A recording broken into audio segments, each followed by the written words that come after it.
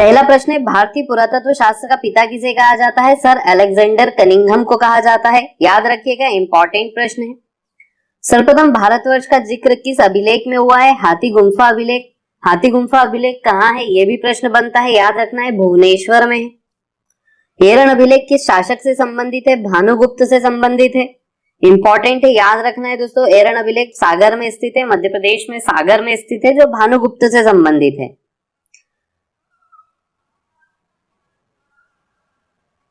जूनागढ़ गिरनार, जूनागढ़ अभिलेख जिसे गिरनार अभिलेख के नाम से भी जाना जाता है, का संबंध किस शासक से है? रुद्रदामन से।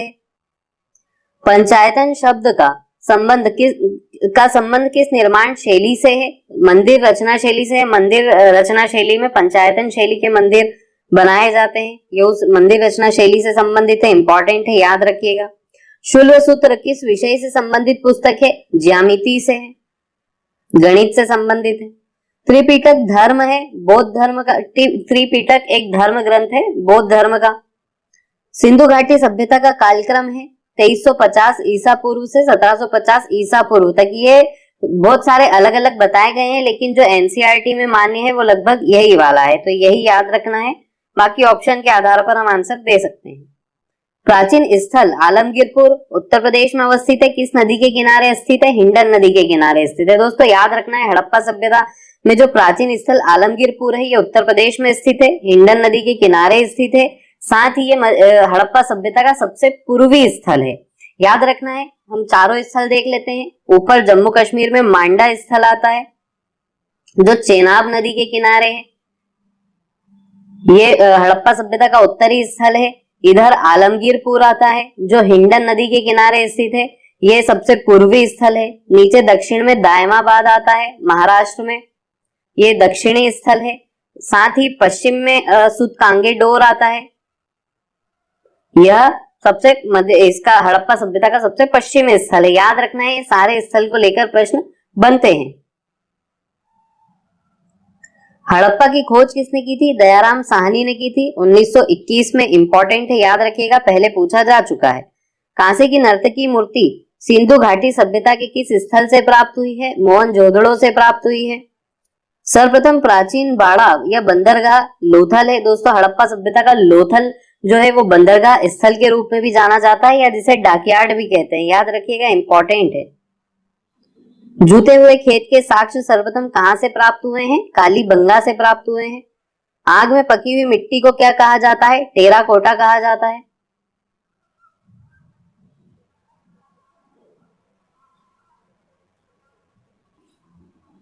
वेदों को माना जाता है श्रुति ग्रंथ।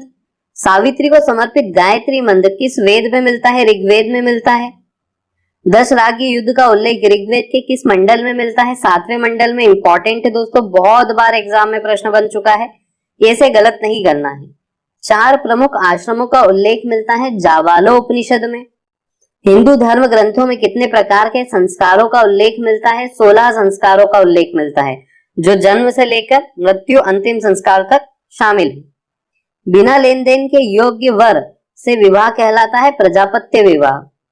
कृष्ण या श्याम अयस्क किसे कहते हैं? लोहे को कहा जाता है। वेदांगों की संख्या कितनी है? 6 वेदांग है। सत्यमेव जयते किस उपनिषद से लिया गया है? मुंडकोपनिषद से लिया गया है। बहुत बार पूछा जा चुका है, याद रखिएगा। सांख्य दर्शन का संबंध है कपिल मुनि से है। सांख्य दर्शन की रचना कपिल मुनि ने की थी। गौतम बुद्ध के बचपन का नाम क्या था? सिद्धार्थ, या इन्हें तथागत भी कहा जाता है। गौतम बुद्ध द्वारा दिए गए प्रथम उपदेश को धर्मचक्र प्रवर्तन कहा जाता है। बौद्ध धर्म में त्रिरत्न बताइए। बौद्ध धर्म में दोस्तों त्रिरत्न कौन कौन से हैं? बुद्धम, धम्मम और संगम। इन्हें बुद्धम शरणम गच्छामि, धम्मम संगम गच्छामि और संगम शरणम गच्छामि के नाम से भी जाना जाता है। अनेकांतवाद का संबंध किस धर्म से है? जैन धर्म से है। जैन धर्म के प्रथम तीर्थकर कौन थे? ऋषभ देव थे। इंपॉर्टेंट है दोस्तों, जैन धर्म के प्रथम तीर्थकर ऋषभ देव थे। अंतिम वे या 24वें तीर्थकर महावीर स्वामी थे। प्रसिद्ध दिलवाड़ा का जैन मंदिर स्थित है माउंट आबू, राजस्थान में। महावीर स्वामी की मृत्यु कहाँ हुई थी? पावापुरी, बिहार में हुई थी। ये बहुत बार पूछा जा चुका है, याद रखिएगा। दोस्तों सारे प्रश्न सिलेक्टेड हैं, बहुत इंपॉर्टेंट है, ये पूछे जाने की पूरी संभावनाएं होती है। जबलपुर का 64 योगिनी मंदिर किस धर्म से संबंधित है? शाक्त धर्म से। लिंग पूजा का प्रथम उल्लेख किस पुराण में मिलता है? मत्स्य पुराण में मिलता है।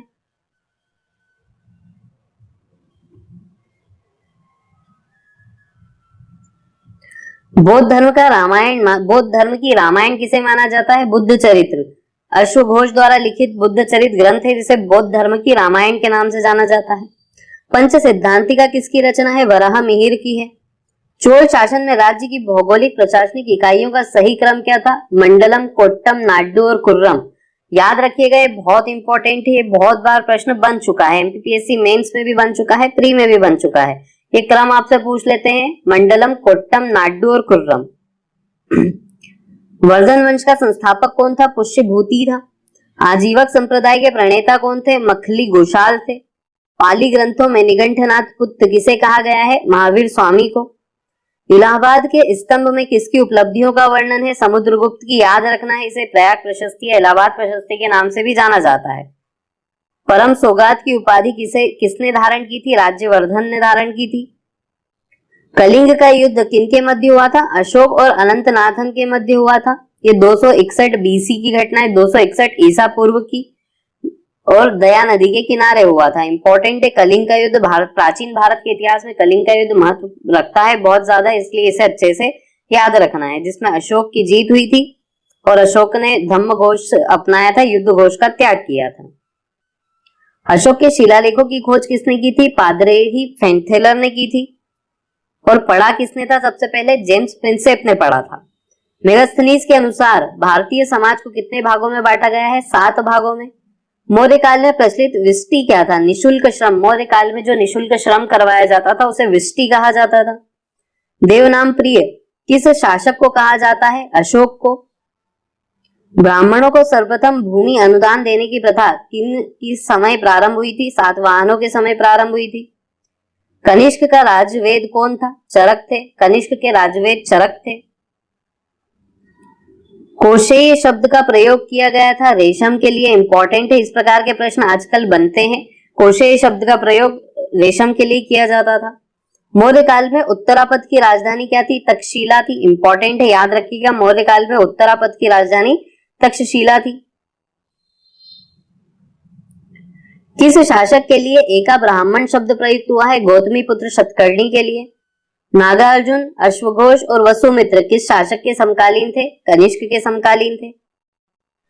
उत्तर वैदिक काल में इंद्र का स्थान किस देवता को मिल गया? प्रजापति को। दोस्तों प्राचीन वैदिक काल में जो इंद्र का स्थान था, इंद्र सर्वोच्च देवता के रूप में जाने जाते थे।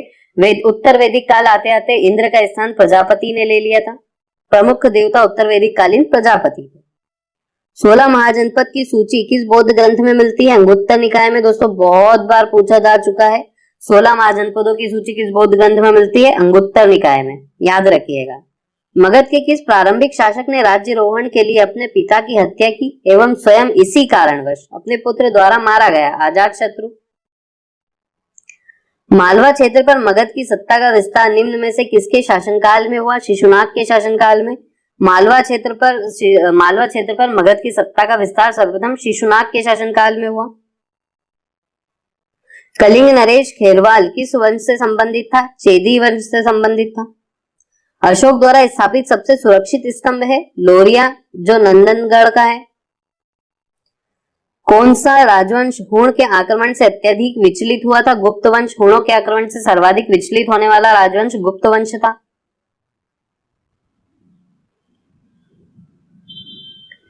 सारनाथ स्तंभ का निर्माण किया गया था अशोक द्वारा।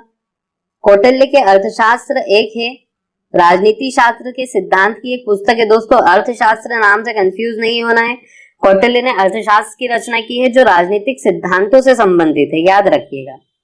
मूल्यों के बाद दक्षिण भारत में सबसे प्रभावशाली राज्य था सातवाहन।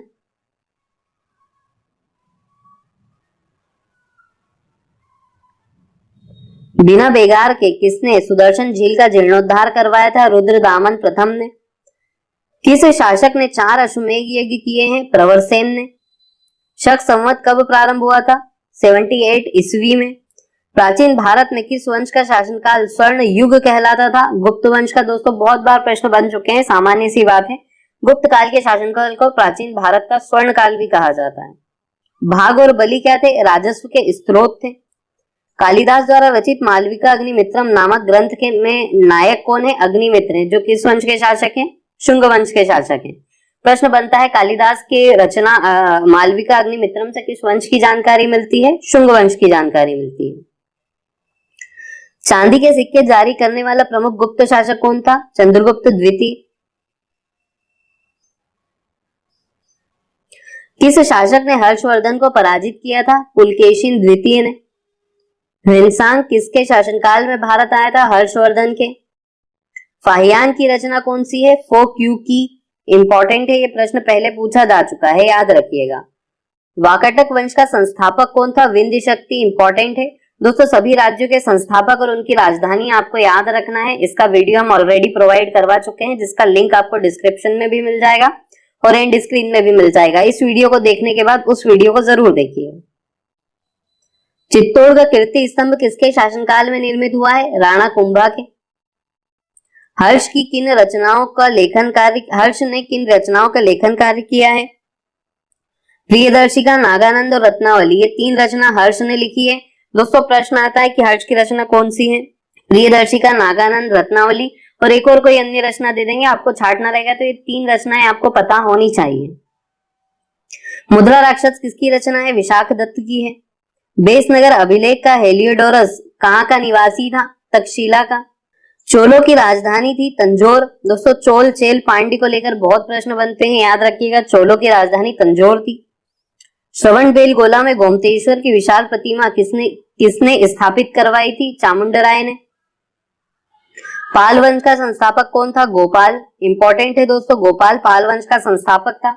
एक प्रश्न और बनता है कि प्रथम लोकतांत्रिक रूप से चुना गया राजा कौन था? गोपाल था, पाल वंश का संस्थापक। सर्वप्रथम इसी को लोकतांत्रिक रूप से यानी जनता द्वारा चुना गया था।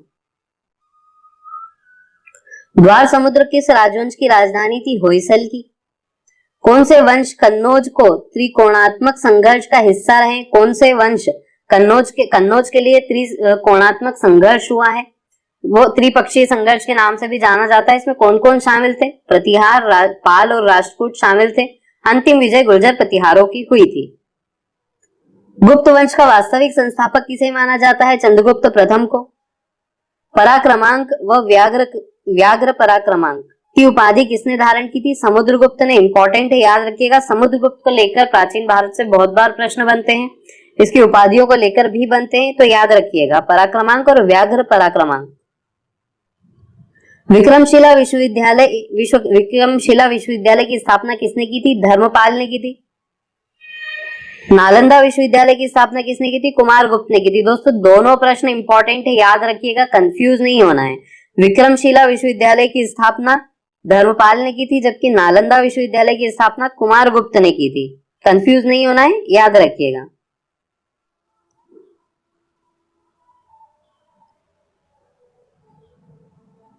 चंद्रगुप्त प्रथम को सेंड्रोकट्टस नाम दिया है स्ट्रेबो व जस्टिन ने। जैन ग्रंथ के अनुसार बिंदुसार का अन्य नाम क्या है? सिंहसेन है। पुष्यमित्र शुंग का उत्तराधिकारी कौन था? अग्निमित्र था, जिसका वर्णन कालिदास की मालविका अग्निमित्रम में मिलता है। सेन वंश का संस्थापक कौन था? सामंत सेन। कर्ण वंश का संस्थापक कौन था? वासुदेव कर्ण। दोस्तों अगेन एक संस्थापक और राजधानी वाला वीडियो आपको मिल जाएगा, उसे जरूर देखिएगा, वहां से बहुत बार प्रश्न बनते हैं। अशोक के शिलालेखों को सर्वप्रथम किसने पढ़ा था? जेम्स प्रिंसेप ने। खोज किसने की थी? पादरी फेंथ्रेलर ने की थी। काव्य मीमांसा, कर्पूर मंजरी तथा बाल रामायण किसकी रचनाएं हैं? राजशेखर की है। संगम काल में प्रथम संगम का आयोजन कहाँ किया गया था? मदुरै में किया गया था। राष्ट्रकूट राजवंश द्वारा भारत में कौन से मंदिर बनवाए गए हैं? कैलाश मंदिर बनवाया गया है, एलोरा महाराष्ट्र में स्थित है। आपसे नाम पूछ ले तो कृष्ण प्रथम ने बनवाए हैं, याद रखिएगा, कृष्ण प्रथम ने बनवाए हैं। बृहदेश्वर मंदिर जो तंजौर तमिलनाडु में का निर्माण किस शासक ने करवाया है? राजराज प्रथम ने करवाया है, जो चोल वंश का शासक था। पल्लव वंश द्वारा भारत में कौन से मंदिर बनवाए गए हैं? महाबलीपुरम के रथ मंदिर, तटीय मंदिर, महाबलीपुरम तमिलनाडु में स्थित है और कैलाश मंदिर यह भी तमिलनाडु में स्थित है। ये पल्लव वंश द्वारा निर्मित करवाए गए हैं। सोलंकी वंश द्वारा भारत में कौन से मंदिर बनवाए गए हैं? दिलवाड़ा का जैन मंदिर माउंट आबू राजस्थान में स्थित है। सूर्य मंदिर जो मढेरा गुजरात में स्थित है। विजयनगर वंश द्वारा भारत में कौन से मंदिर बनवाए गए हैं? हजारा राम मंदिर जो हम्पी कर्नाटक में स्थित है। दोस्तों याद रखिएगा, वंशों से किन ने कौन सा मंदिर बनवाया है, प्रश्न बहुत बनते हैं, इसीलिए ये टॉपिक्स को एक साथ कंबाइन किया गया है। चालुक्य वंश द्वारा भारत में कौन से मंदिर बनवाए गए हैं? विरूपाक्ष मंदिर बनवाया गया है जो पड्डाकलाल कर्नाटक में स्थित है। ओके दोस्तों, ये उस टॉपिक के हमारे आज के 100 प्रश्न समाप्त होते हैं। अगर आपको वीडियो पसंद आता है तो प्लीज चैनल को सब्सक्राइब कीजिएगा, वीडियो को लाइक कीजिएगा और अपने दोस्तों के साथ जरूर शेयर कीजिएगा।